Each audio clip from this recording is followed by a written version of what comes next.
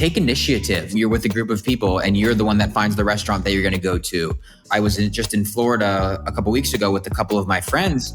I took initiative in finding the restaurants that we were going to go to, and they absolutely loved it. I think that's the best pro tip. Most people hate either looking for restaurants or having to make a decision for a large group of people. And so if you can be that person that makes that decision, not only will you get to choose the food that you want, that person is the MVP in most times on like a group trip. Welcome back, everybody, to episode 41 of the Clean Kitchen podcast. Today, we're going to be doing a Q&A. I posted a frame on my story the other day. We got some amazing questions. We're going to go through, I don't know, maybe 10 of them. And then we're going to do maybe some sort of lightning round at the end as well. So Kevin, let's jump right into it. Yeah. So by far, the most commonly requested question was around pre-workout. Specifically, what recommendations do you have for healthy pre-workouts? Interesting. That's interesting. That's one of the most common questions. I guess people are lacking energy, I would assume. So first of all, I'd say before we even think about reaching for a pre-workout, let's make sure we're, hydrated, getting enough electrolytes, getting enough protein. I think that's, as I learn more about protein and amino acids and the importance of them, I think a lot of people's energy levels can be fixed by just including more high quality protein in their diet. So definitely look at that. But if you are looking for specifically a pre-workout supplement, you do all those things and you're still looking for a little bit more energy in the gym, Just Ingredients has a fantastic pre-workout. And then also, I believe it's Santa Cruz Paleo also has a very good pre-workout that has a lot of good reviews. I can't say I've tried either of those before, but fantastic ingredients. And I've heard they taste good too. Yeah. Do you take a pre-workout, Kyle? No, I do not. I do not do pre-workout. I do coffee in the morning, and then normally I'll go to the gym an hour or two later. So that gets me through my workout. I don't think that I need, more energy or more of a boost. I feel energized as is. So yeah, I do not do a pre-workout. And that's another thing. You could also do coffee or tea as a pre-workout as well, because that has caffeine as well. Yeah. That's a good point. And I guess if you're looking for energy, there you go. Got some coffee right here. Yeah. If you're looking for energy, I guess pre-workout does that. I wonder too if people are looking for pre-workouts to help with muscle gain. Like you want to lift more, you take a pre-workout so that your body can lift more and increase your muscle. Because I feel like when I don't take a pre-workout either, but when I used to, I do feel like I could lift more weight when I had my pre-workout than when I didn't. There were other side effects, like my skin was crawling. I think we've talked about that before. So I stopped taking it. And it wasn't one of those two that you recommended. That was a while ago. So I guess that's another side of it. If you get that muscle gain from those, from coffee or tea. Yeah. And maybe a little bit of a placebo effect there too. Yeah. Thinking, I did my pre-workout so I can lift more. Mm-hmm. If you want to get into, muscle building, you could do things like creatine or, ensure you're consuming protein or high quality protein powder shortly after you work out. That's another way to gain muscle. Yep. Got it. So there are alternatives to both energy and muscle gain outside of pre-workout if you want to go down that route. Yes. Awesome. All right. That is our first question. Moving on to question 2 here. This one is around something at least relatively new to me. I saw you post about it on your story recently. It's red light therapy. This question is around what recommendations do you have for full body red light therapy? And maybe before you jump into the recommendations, give a quick 101 on what is red light therapy. Yeah. So this is something that I've been learning about more recently, and I've been experimenting with on myself a lot more recently. And there's a lot of different brands that have red light panels, red light devices. And normally there's 2 modes on each of these red light panels. There's red light, and then there's near infrared light. Red light is, the red light that you see from these lights. It's really good in helping your skin. It can help reduce fine lines and wrinkles. It can boost collagen in your skin as well. And it doesn't it's basically more for the surface of your skin. It doesn't penetrate into your body and into your cells. Whereas near infrared light, and you can turn, I said there's two different modes. You can turn both of these modes on at the same time, so you can receive the health benefits of both of them. But the near infrared light does penetrate your skin. It goes deep into your body's tissues, really, and helps stimulate cellular repair and regeneration in your body. So it's very anti-inflammatory. A lot of people use it to improve heart health, brain health, thyroid health, joint health, so many different things. You could basically, put this red light wherever you want to on your body. Me personally, I have a handheld one that I use sometimes, and I'll put that on my face sometimes. I'll put it on my shoulder after I play pickleball or tennis or something, or golf or something like that, to just recover faster. I've been experimenting with putting the bigger panel that I have on my stomach to just improve gut health. But yeah, so many benefits. This is something that I've put off for a very long time. I saw so many people posting about it, but I don't know. I never really looked into it until one of these companies sent me one, and I was like, okay, that's a sign. It's time for me to learn more about this. And it's super interesting, ton of benefits, and I'm really enjoying it. That is awesome. I've seen it. I feel like I've seen it more and more. And just generally speaking, the benefits of light. We've talked about sunlight before and the benefits there, but there's also so many other different types of light, like red light. And it's good to get some more exposure to that. When you say you're putting it on certain parts of your body, just to clarify, do you mean like it's like touching your skin, or is it away from your skin? How far away from it is you? Away from your skin, maybe 6 to 12 inches. Okay. Away from your skin. You're aiming it at those different parts. Correct. Yes. So I have a handheld one. It's from a brand called Loombox. Highly recommend. And as usual, we'll leave all links to this in the description. But that's a handheld one. I actually brought it with me when I'm in New York City right now. So I brought it with me. I always take it with me when I'm traveling. But yeah, 6 to 12 inches. And then I also have like a whole panel from Bond Charge as well. And that kind of, covers more surface area on your body. So you can sit there and it'll cover, a large part of your body. Got it. And how long do you do it for when you're aiming it at one part of your body? So it has a timer on it. I think it's a 12-minute timer. So when you turn it on, it'll stay on for 12 minutes and then it'll turn off. So that's kind of what they recommend. You could do as little as 5 minutes. You could do, on my Bond Charge one, I believe it has a timer up to 20 minutes. So anywhere between 5 and 20 minutes, I think is great. This isn't something where, the more you do it, the more benefits you receive. A lot of people are like, oh, I'm going to do it, for a really long time, and I'm going to do it really close to my skin to get more health benefits, but it doesn't really work like that. You want to do it from a safe distance, and you don't want to overdo it. I mean, same thing with everything else. Yep, definitely. Okay, so the two brands that you called out were Bond Charge and Loombox for recommended brands. We'll link both of those down in the description, but we might have to do a full episode on red light therapy. I think there's a lot there to explore. Absolutely. We definitely should. We can absolutely get the founder of Loombox on, and she can go into the science in depth about red light. I think that would be great. Yes, absolutely. Get an expert to talk about this. Yeah. Awesome. All right. That is some recommendations for red light therapy and kind of more so introduction to red light therapy, what it is and the benefits of it. Moving on to question 3. This is a very popular question as well, and one that everyone can relate to. Even I'm sure you right now as you're traveling, what are the best options for eating out, going to a restaurant? Well, honestly, in New York, there are so many healthy restaurants here, way more than North Carolina. There's an app. It's called Seed Oil Scout. I think we've talked about it before. Highly recommend downloading this app if you are looking for healthy restaurants near you.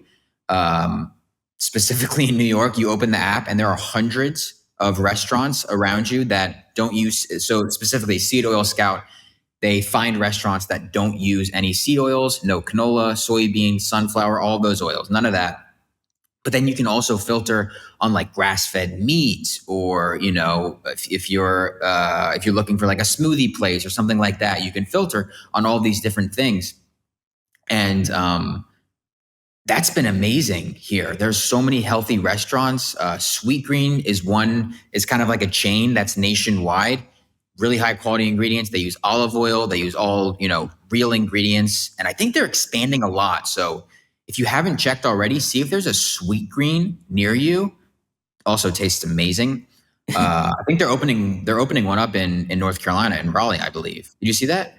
No, I didn't see that, but it's funny you mentioned that. I had Sweet Green last week when I was in New York, and it was fantastic, delicious. You liked it, right? Oh yeah, it is delicious. Was that your first time having it? I've had it a couple times before, but I tried something new, and it was actually something similar that you've made before. It had apples in this like salad concoction. Yeah. I think it was chicken, not beef, maybe as the Yeah, protein. They don't have beef. No, I didn't see any beef. I guess I didn't even know they didn't have it. Yeah, that's the one thing I don't like about it. They only have chicken. Yeah.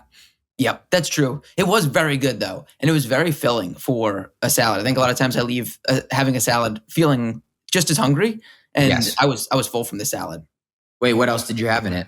It was lettuce, apples, chicken, and I don't even know what else. It was one of the standard ones that I just ordered off of the signature bowls. It was called the Harvest Bowl.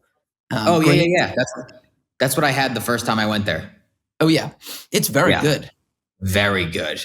Yeah, I was very impressed. yes. So definitely check that out if you haven't already. See if you have a Sweet Green near you. They're opening up a lot of locations as well, so be on the lookout. Another one we went to last night was called True Food Kitchen. This is, again, no seed oils, all real ingredients, grass-fed meat, pasture-raised chicken, pasture-raised eggs, super high, like the highest quality you can get. And again, that's also a chain. They're opening up more restaurants. I think I just had a friend text me after she saw my story last night. She messaged me and she said they're opening up a True Food Kitchen in Raleigh, North Carolina as well. No way. North Hills. Oh, that's awesome. Yeah. So super excited for that. Yeah. Hopefully they're expanding again into more states and more cities. So all of you listening to this can get high quality food on the go. That's actually, the highest quality you can get. Those would be my two main suggestions and things to keep an eye out for. But also, when I'm in a pinch, sometimes I'll go for something like Chipotle. They do use rice bran oil in a lot of their ingredients, but for the most part, they're not adding any weird preservatives or additives in there. So that's definitely a better for you option. And I will do that occasionally. But there's also a lot of places, like we've talked about previously, fast food places like McDonald's or Shake Shack or Five Guys. You can go there and you can just get ground beef with they don't cook it in any oils. So, if you really need something, that's a good option. But as we always talk about, try to be prepared. If you know you're going to be out, maybe bring, some fruit, some beef sticks, whatever you're into. Cook up some chicken the night before and take that on the go. Yeah. The other tip that I think you've given before related to dining out is sometimes you'll actually eat before you go out so that you're not looking for a full meal out at the restaurant. Maybe you'll have like a beef stick or something small to start to fill yourself up, where you know you're having those healthy ingredients, and then you'll supplement with something at the restaurant if you can't find exactly what you want. Exactly. Yeah. Having some sort of protein and fat before you go out, I think is a good idea. Maybe, cook up a couple eggs, super easy, delicious, and obviously high in protein. So, yep. And the other thing is just like take initiative. Like maybe you're the one that finds the restaurant that, you're with a group of people and you're the one that finds the restaurant that you're going to go to. I did this. I was just in Florida a couple weeks ago with a couple of my friends, and they're healthy, but they're not the healthiest. And I took initiative in finding the restaurants that we were going to go to. And one day, we went to the store and we just bought a bunch of ribeyes and a bunch of fruit, and I just cooked everything up. I was like, "Don't worry about it, guys. Like, I'll cook up everything," and they absolutely loved it. So. Yeah. Take initiative, go to another thing is just, if you can find a grocery store as well, if you are traveling, um, buy some easy things to cook up, and yeah, do it yourself. Yeah. Yes. I think that's the best pro tip. Most people hate either looking for restaurants or having to make a decision for a large group of people. And so if you can be that person that makes that decision, not only will you get to choose the food that you want, but I think you'll also like secondarily relieve a lot of stress from the group because you're the one that's owning the restaurant picking, getting the food picked out. That person is the MVP in most times on like a group trip. Yes. Yeah. Awesome. All right. Those are some good tips there for dining out, especially the Seed Oil Scout. I feel like that app is growing a lot. Hopefully it gains more and more traction and kind of shows people what is out there. So that's a huge tip there. Moving on to question number 4 here. I thought this was a really good one. Healthy alternatives for Excedrin for headaches. And maybe we can broaden this to Tylenol, other kind of standard over-the-counter drugs that people take when they have a headache or not feeling well. What are some maybe healthy alternatives to those? Yeah, I would say, I mean, it seems like a common theme, but make sure you are getting enough electrolytes. Make sure you're getting enough sodium from high quality unrefined salt, magnesium, potassium. And again, I mean, the more I learn about the importance of protein, I think a lot of people's symptoms or issues is stemming from that. So make sure you're kind of checking those boxes first, kind of getting to the root cause. Excedrin and Tylenol and all these things, they can be good, but it's really just it's putting a Band-Aid on things. Obviously, it's not getting to the root cause of why you're having the headache in the first place. So definitely check all of those things first. But there's a brand called Genexa. Let me make sure. Yeah, Genexa. And they have a lot of basically better for you, Tylenol and they have this one supplement called Flu Fix, and it's good if you get sick, things like that. Just like better for you supplements when you get sick and if you do have a headache. So that is the brand that I would recommend. But again, you really want to get to the root cause if you can and try to figure out why are you getting those headaches in the first place. Maybe you get some lab work done and see some things you're deficient in. Maybe you're deficient in B vitamins or other things like that. Yeah. Yep. I hope that's helpful. That is crucial. I think that's so important is understanding why are you getting a headache in the first place. For a lot of times, the first thing that I thought of when I saw this question is that maybe you're hungover and that can be a reason a lot of people take Tylenol or something the next day to relieve that headache. We actually talked about healthy alternatives for any sort of hangovers as well on the alcohol podcast. Maybe it's a cold shower. Maybe it's a specific type of food that you can eat before you go out. So there's other healthier alternatives. But like you're saying, using food as medicine too, I think is also a powerful kind of way to approach this. And looking at your diet, what are you consuming, and what's ultimately causing that headache? Yeah, and everyone's different too. What's going to fix what's the root cause of someone's headaches is going to be different from someone else's. So Yeah, it's tough to say. But yeah, there are better for you supplements like I just mentioned that can improve those things kind of in the short term while you figure out what's really going on and why are those headaches happening in the first place. yeah, absolutely. That's the whole purpose of a lot of what we talk about, that root cause analysis. Yes. Yeah. Awesome. All right. That is question 4. Moving on to question 5. This one I really liked. It's specific to an industry, but I think once again we can broaden. But this person asks for healthy home lunch recommendations for those in the construction industry. And if we broaden it a little bit, the way I'm thinking about it is for people that are going on site to a job or they're working in person somewhere and they don't have access to go out every day for lunch. What are some healthy home lunches that you can make for yourself or loved ones?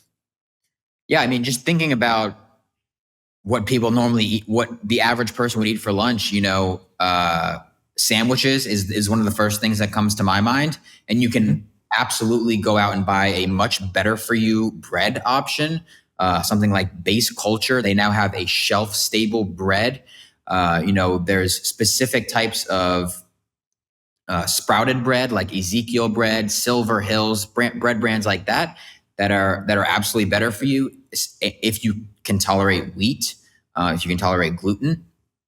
Base culture is gluten free, grain free, but go for something like that. You can get a mayo with that's avocado oil based. You can get turkey or ham that's just simple ingredients, just turkey and salt, ham and salt. Maybe get some raw cheese or something like that, and that's super easy to make. So that's where my mind goes. And initially, if you want to go down the more traditional route of a sandwich, I would personally recommend something, no shock, something like ground beef or chicken or, sardines or tuna that tests low in mercury, just to ensure you're getting enough protein, especially if you are on a job site and you're constantly moving. You want to make sure you're supplying your body with the building blocks that it needs to, have enough energy to get you through the day. I mean, really, it's whatever you want. If you can make something the night before. I personally would probably make some ground beef or something the night before. Maybe like all my other meals, bring an apple or a banana or some blueberries or whatever you like. Really, Yeah. I don't know. What am I missing here? No, I think honestly, I think the better for you sandwich is probably the best option. That has to be the most common type Yeah. of lunch that people have, at least that I would expect people to have. Even if you just look at like school lunches, that's got to be most common there. So just taking something standard like a sandwich and replacing the ingredients with better for you options, I think that goes a long way. The other thing that I think of too with these like home lunch recommendations is just better for you snacks as well. So instead of like a traditional Nutri-Grain bar that people might have, maybe you pack a midday square or you pack a beef stick in there. I think that also adds a lot. It's going to fill you up a lot more. And in the case of a midday square, give you some energy boost in the middle of the day. So I think that's the other side of it, is like the snacks that you're pairing with your homemade meal.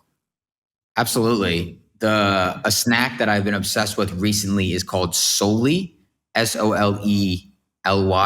They have like fruit snacks and fruit jerky, and they're all super, super simple ingredients, like literally just fruit, mango, pineapple, banana. They are incredible. I mean, you can have them as a snack. Honestly, I've been eating them as a dessert because they're that satisfying. If you haven't tried it yet, find a store near you that has Soli and go and buy it and DM me and tell me how much you like it. Yeah. Is it? Have you had them? No, I haven't had. Are they at like normal grocery stores? They're at like Whole Foods, like the specialty grocery stores, Whole Foods, Sprouts. I think they're on Thrive Market as well. They're in certain Costco locations. It was in Colorado when I was visiting my friend in Colorado. They had like a 16 pack of them for a really, really good price. So if you live in Colorado or anywhere out there, check your Costco. Really, really good. It's on my mind. I'm obsessed with it right now. Yeah. Yep. Solely. Okay. I'm going to add that one to the list. I haven't had that one yet, but I think that's also a good side of it is adding these healthy for you, better for you snacks that you're supplementing whatever meal you're having. All right. That is Next. home lunch recommendations. Question 6 here is around glucose. Specifically, this person asked the order in which we eat so that we don't spike our glucose levels. I was thinking about this more so in the morning. How are you starting your day so that you're not setting yourself up for failure with your glucose levels? Interesting. I read this more in like if you're having a meal, which foods do you eat first?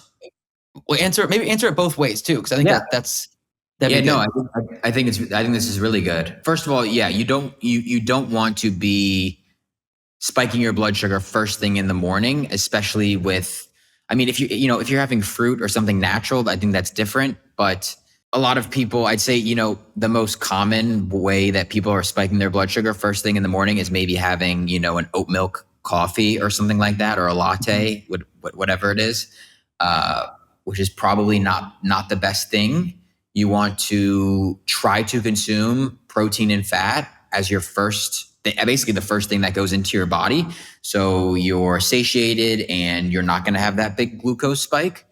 So So that's what I'd say for that. You can, if coffee is the first thing you drink, and maybe you put some ghee or some butter or some coconut oil or something like that into your coffee. Or if if you are going to have breakfast, start with eggs and avocado or something like that instead of pancakes or waffles. I guess that may be obvious for some people, but it's definitely something to think of. Yeah. What about another common breakfast is like a bagel with cream cheese or toast with butter? Yeah. How does that compare to consuming something like waffles or pancakes? I mean, I wouldn't start my day with that. Yeah. It's because there's no fat or protein Yeah, in there's any no of fat that. or protein. It's just carbs basically. Yeah. I mean, Yeah. you can get a better for you bread that has a little bit of protein and fat, but Mhm. really, you want to be going for these whole foods first thing in the morning.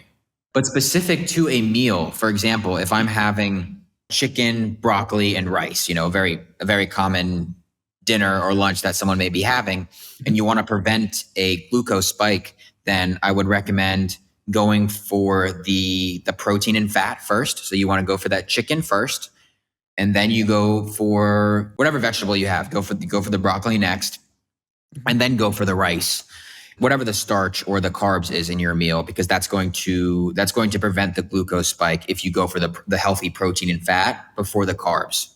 Got it. So I guess the other side of that too is if you have rice, I guess is more filling than maybe the broccoli or chicken even in some cases. And so that rice may fill you up first. Is there any truth to that? I feel like maybe that's something I've heard before. That rice will fill you up. Yeah, and then maybe you don't eat your chicken or your broccoli. Yeah, I could see that. Yeah, I would say the most satiating thing is going to be the chicken because Uh-huh. it's got the protein and fat. Yeah. But yeah, you can definitely get filled up, I guess, with if you consume too much rice initially or bread or anything like that. Um, Mhm. and maybe I don't know, maybe if you consume too much, you even get a little bit bloated and that sort of thing. So Yeah. go for the protein first would be my recommendation. Yep. Get that chicken or whatever protein is, then the vegetable, and then the starch. Okay, that's the takeaway there. The other thing too, I think, just hitting on is that importance of so many people do put some sort of sugar in their coffee and starting their day with that. Just want to make sure that was like a big unlock for me when we talked about that before on one of the coffee episodes is how much sugar is just in those creamers and how so many people start their day unknowingly with that amount of sugar. Whether you're just making it at home, going to Dunkin' Donuts or Starbucks, how much sugar can be in those coffee drinks. Yeah, and if you do want a sweet coffee, go for an alternative. Go for something like maple syrup or raw honey or stevia or monk fruit or something like that. These are all going to be way better options than a lot of these coffee creamers that contain loads of added sugar. And I think for the most part, it's 4, 5, 6 grams of sugar per tablespoon in these coffee creamers. And a lot of people are putting 3, 4, 5 tablespoons of the coffee creamers in their coffee.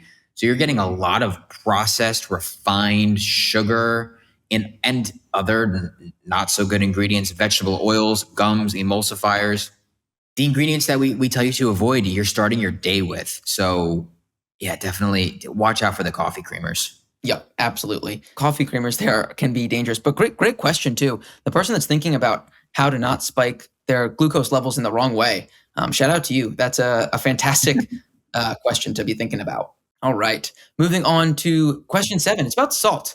Specifically, why is Celtic salt better, and what are the benefits of using something like Celtic salt as opposed to quote unquote standard salt? Yeah, I would say Celtic salt is definitely better than, your average refined salts.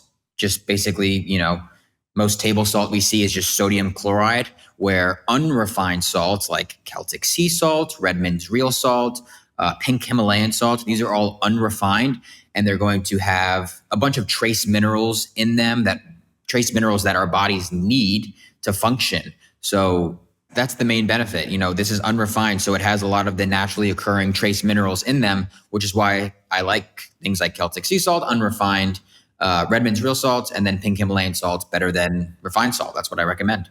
Okay, that makes sense. The The notion that salt can be good for you, I think that even like taking a step back is a really interesting one. We've talked about it once again. We talked about this before. I think we did a full salt episode if you want to go deeper on that. But a lot of people are scared of using salt. I think the common association is with what, an increased blood pressure. The more salt that you consume, and people shy away from it. But you're saying here there are actually benefits to consuming salt. Absolutely. Our body needs salt. Um, Yeah. yeah, there are absolutely benefits to salt. You should not be afraid of salt. And like Kevin said, if you want to learn more about that, definitely go listen to the salt episode. I want to have another a guest on as well, a doctor that talks a lot about this. So we'll go into depth as well again in the future about salt, because a lot of people are afraid of it, and I don't think there's a reason to be. No. Yep. Absolutely. That we did a lot in that salt episode. We'll link that in the description as well. Make it easy for people there. Mhm. All right. That is salt question 8. This one I think almost everyone can relate to, around managing a budget when you're trying to buy healthy foods. Specifically, this person asks around tips for buying organic foods while also being budget conscious, understanding that prices in grocery stores are going up everywhere, especially on the healthier organic products that are out there. So, Kyle, what do you do? What tips do you have for someone being budget conscious here and also trying to shop healthy? I say this a lot, but when you do go to the grocery store, shop the outside of the grocery store first. Get your fresh produce, your fruits and vegetables. Get your high quality animal protein, eggs, grass fed meat, pasture raised chicken, wild caught fish. You know, go to the dairy section if you want to get some raw cheese, some grass fed or organic yogurt, those sorts of things. Get the real single ingredient whole foods first. That's what you should be spending most of your budget on.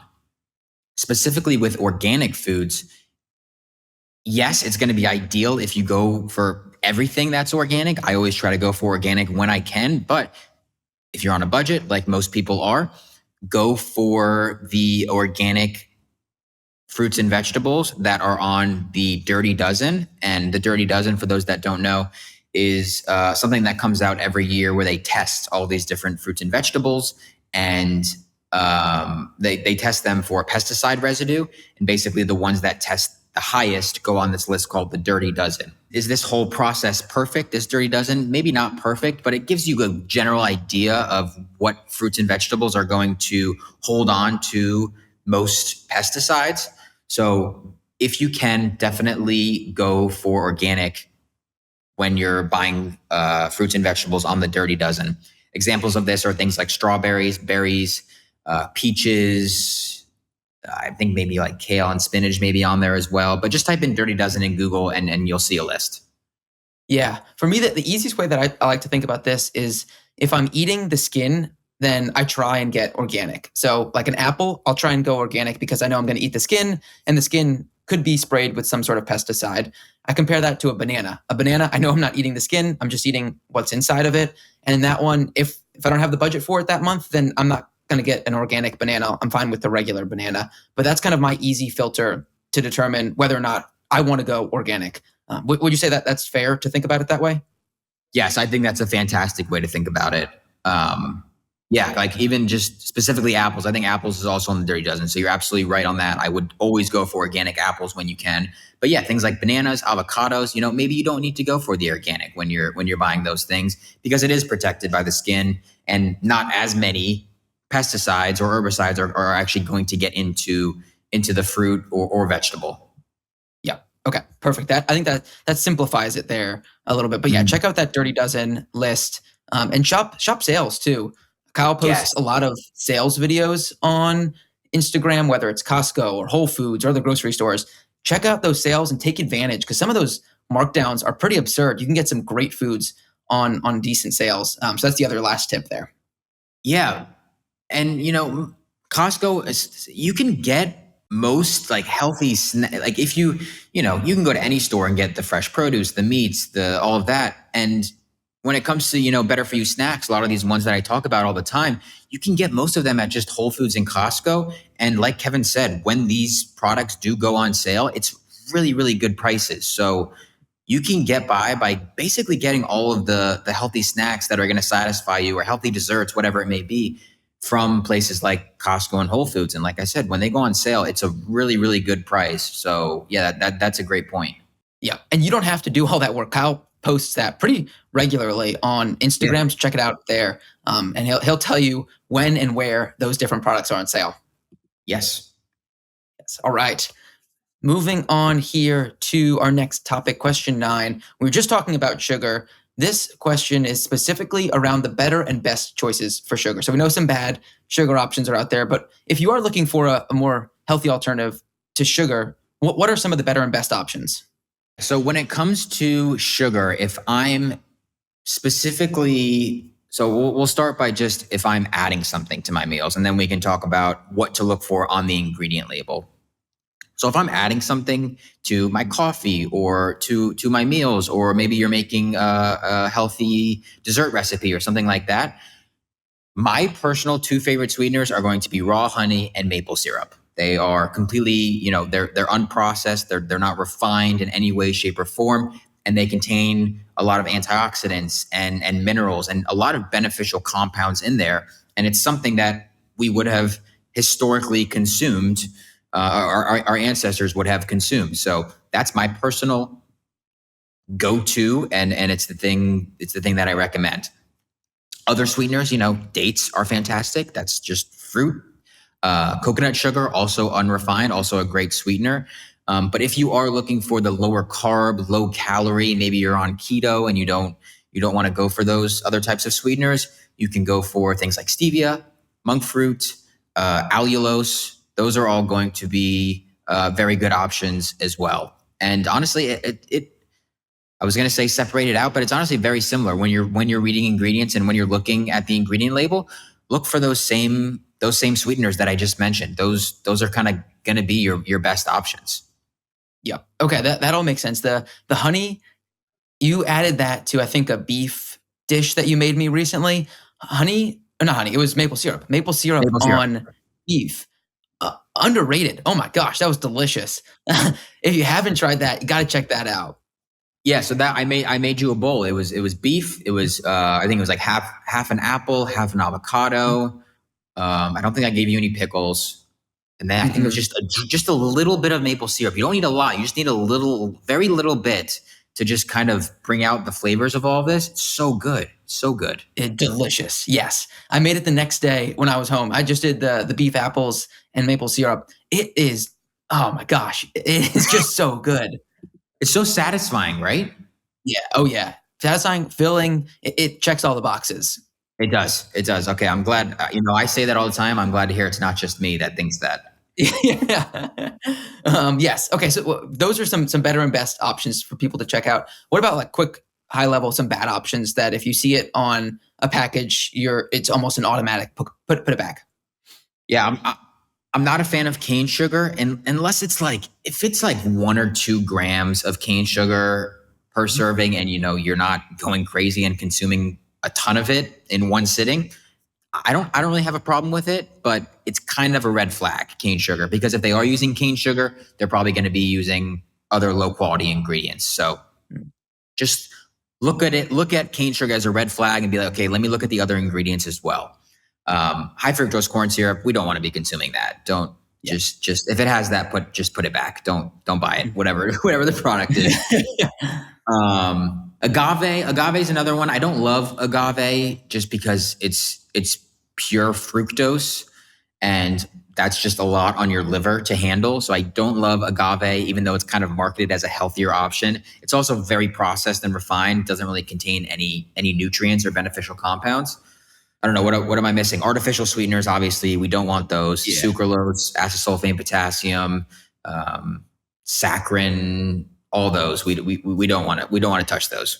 Yeah, those are stayaways. I think sugars is one of the best indicators in terms of how healthy a product is. And what I mean by that is if a company is willing to spend on the high quality premium sweeteners like dates, honey, maple syrup, it's a massive green flag for the other ingredients that they're using in there. And if they are using a cheap sweetener, low quality, it's almost an immediate red flag. So obviously not a hard and fast rule, but I think it is the best indicator that you can see out there on an ingredient label. 100%. Yep. All right. That is sugar. Sweeteners, they are popular and everywhere. So make sure you're buying the right ones there. Moving on to our last question here, question 10. We do have some lightning round questions as well. So we'll go through those quickly. Some quick recommendations from Kyle. But question 10, this one I thought was another great question around protein smoothies. Specifically, this person asks, should protein smoothies be used as a meal replacement? See, a lot of times people will have a smoothie on the go if they're in a hurry. Would you count that as a meal? I think this question is specifically referring to the Flav City protein smoothie. I'm not exactly sure, but we can kind of talk about that and then just protein powders in general. I think it absolutely can be used as a meal replacement, but I don't think it's something that we should be doing on a daily basis. If you're on the go and you're like, oh man, I really need something, I'm just going to make a protein smoothie or protein, I'll have my protein powder. Great. That's, that's you thinking ahead. That's, you're staying on track. You're sticking with a healthy option. So I think it can be used, but it's not something I would do every day, every day for lunch, for example, like, oh, I'm just going to have my protein smoothie and that's going to be my meal. No, I think of protein powders and protein smoothies more of a supplement. It's an easy and hopefully delicious way to get in your protein. Hopefully it's high quality, undenatured, grass-fed protein, or, if you have a plant-based protein, making sure it's organic and high quality. This is kind of a topic for another day, but a lot of plant-based proteins can be high in heavy metals. So that's just something to be aware of if you are buying a plant-based protein powder. But yeah, short answer, yes, it can absolutely be used as a meal replacement, but it's not something I recommend on a daily basis. Got it. Yep. In a pinch, good. Every day, not great. I think the summary. Yep. Okay. That makes sense. All right. Those are our 10 big questions that we have. Let's jump into some lightning round questions for you. First one here. What is the best energy bar for kids? I don't know if I'd say there's any good energy bars for kids. And I don't know, when I think energy bar, I think caffeine, and I would not give my kid caffeine. So I'm going to answer this as just best bars for kids. So I'd say something like Scout bars. They use all real whole foods. That's It bars are fantastic. Once Upon a Farm has bars. Happy Wolf is another great newer brand that also has really high quality ingredients in their bars. Those would be my top 4 recommendations. Top 4. Would you say Midday Squares kids could have those, or would you stay away from that? They absolutely can, but those other 4 would be my go-tos. I'd say midday, maybe like more of a dessert. Got it. Okay. Those are some great options there then. What about pillows and sheet recommendations? What do you have for that? Basically anything that's 100% cotton or 100% bamboo would be my recommendations. There's so many brands out there. I personally use all bamboo sheets and pillowcases. I think they're softer than cotton, and they're also non-toxic. So yeah, go for those 2 materials. Got it. All right. Moving on. The best multivitamin. What's your favorite multivitamin? Best multivitamin, I would say, if I could tolerate the taste of it, I would say grass-fed liver. Or other grass-fed beef organs. I think those are some of the most nutritious things that we can eat that, again, we would have eaten historically when we were hunters and gatherers. We would have killed an animal. We would have eaten the organs of the animal to get a lot of those vitamins and minerals. So that's like the ultimate multivitamin, I would say. I personally drink AG1 every morning as well, which also has a lot of vitamins and minerals in them. So you can also take beef organ capsules. But yeah, if you are going for a multivitamin supplement, look for one that's derived from a lot of real whole foods as opposed to a bunch of synthetic vitamins. Got it. All right, last few lightning round questions here. First one, do you eat salad, Kyle? This was a question from one of your viewers. Can't say I eat a lot of salad. No. I had a salad when I went to Sweet Green in Colorado, but I'm not a big salad guy. Yeah. Not too much salad in Kyle's diet. No. All right. What about milk? What is your go-to or favorite milk? Again, I don't really consume a lot of milk, but if I were to, the ultimate best high quality milk you could get would be A2 grass fed raw milk. That is going to be the most nutritious, the most it's minimally processed. It's not pasteurized like 99% of the milk at the store. So that would be my go-to. Go-to. All right. And last question. I think you had talked about before you were installing a water filter in your shower. What was the name of that water filter? What recommendation was it? I use the Berkey water filter. But there's also a couple other great brands like Organic Jaguar is a great water filter brand or water shower filter brand, and then Jolie is another one. Organic Jaguar is a great company name. Whoever came up You with like that is cool. Yeah. Yeah, I like that one. It's this he's another creator, and he similar content, all about healthy eating and that sort of thing. And he's created this brand with a lot of really, really clean, non-toxic personal care products, so like shampoo, conditioner, body wash, shower filter, sunscreen. So many amazing products. We'll leave a link down below. I'm working on getting a coupon code with him as well. So hopefully by the time this airs, we can provide people with that. But yeah, really, really great brand, new brand, highly recommend. Nice. All right. Add it to the list. I think that is all our questions. We covered a lot of ground today. Yeah, that was a lot. Hopefully we answered most, if not all of your questions. We'll keep doing these Q&A sessions though. I think they're very helpful for us to know what you guys are thinking, and hopefully helpful for you too, so you guys can learn a lot. Exactly. Yeah. Let us know if you have any questions on these topics or any other questions in general. Leave a comment, leave a review. Thank you so much for listening, and we will see you next week.